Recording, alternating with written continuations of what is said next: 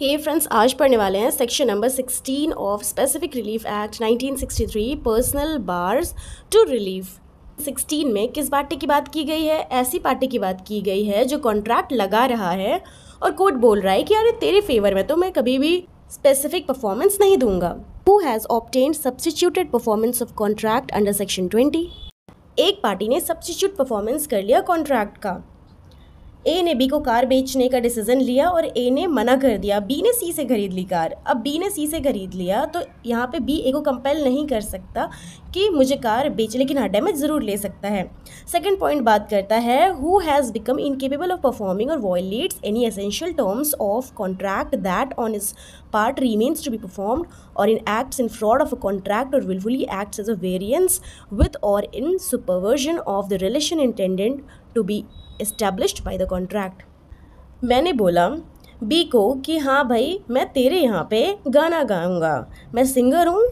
B ने मुझे बुलाया गाना गाने के लिए। अब क्या हुआ, मेरा बाई चांस एक्सीडेंट हो गया। अब मैं इनकेपेबल हो गई परफॉर्म करने के लिए, मैं गाना नहीं गा पाती।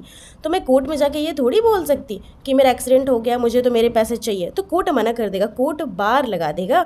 Third point, who fails to prove that he has performed और हैज़ ऑलवेज बीन रेडी और willing to perform the essential terms of the contract which are to be performed by him other than the terms of the performance of which has been prevented or waived by the defendant। ऐसा person जिसने contract किया, उसे perform करना था तो उसके essential terms को उसने वॉयलेट कर दिया। अब कोर्ट बोलेगा कि जो एसेंस था, सोल था कॉन्ट्रैक्ट का, वो तुमने वॉयलेट कर दिया, तो मैं तुम्हारे फेवर में क्यों स्पेसिफिक परफॉर्मेंस दूं? यहाँ पे कोर्ट डिनाई कर देगा। फॉर एग्जाम्पल, ए ने बी के साथ कॉन्ट्रैक्ट किया कि मैं तुम्हें एक घर दूंगा जिसमें गैरेज भी होगा कार को रखने के लिए। जो एसेंस था कॉन्ट्रैक्ट का, क्योंकि बी को ऐसा घर नहीं मिल रहा था कार को रखने के लिए, अब उसको मेन एसेंस चाहिए था गैरेज। पर बाद में बी को पता चला कि ए ने फ्रॉड किया, घर पे गैरेज तो था ही नहीं। तो कोर्ट यहाँ पे स्पेसिफिक परफॉर्मेंस के लिए मना करेगी। एक्सप्लेनेशन पढ़ते हैं। Clause 1, where a contract involves the payment of money, it is not essential for the plaintiff to actually tender to the defendant or to deposit in any court any money except when so directed by the court।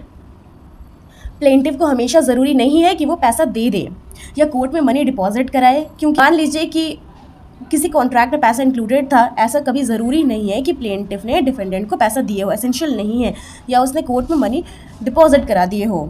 तो बोलेगा तभी वो deposit कराया जाएगा। मतलब कोई ऐसा contract है जिसमें ए ने बी को बोला कि मैं तुम्हें 10 लाख दूंगा, कोई कंडीशन नहीं थी, बस ये था कि मैं तुम्हारा काम कर दूंगा तो मुझे 10 लाख रुपए दे देना।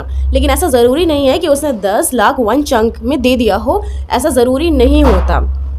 10 लाख रुपए हो सकता है कि बाद में पे करे काम के बाद। तो ऐसा जहाँ पैसे की बात आ रही है तो उसका मतलब ये नहीं है कि उसने पैसे दे ही दिए हो सकता है कि वो लेटर स्टेज पे पैसे देने की बात हो। तो यही बात है। दूसरा क्लॉज है the plaintiff must prove performance of or readiness and willingness to perform the contract according to its true construction. Plaintiff को प्रूव करना पड़ेगा कि वो हमेशा रेडी था परफॉर्मेंस के लिए according to the true construction. ऊपर ऊपर से नहीं दिखना चाहिए रेडी के लिए, लेकिन एक्चुअल में दिखना चाहिए कि हाँ भाई वो रेडी था काम परफॉर्मेंस करने के लिए। ठीक है, तो ये आपको समझ में आया होगा दोस्तों।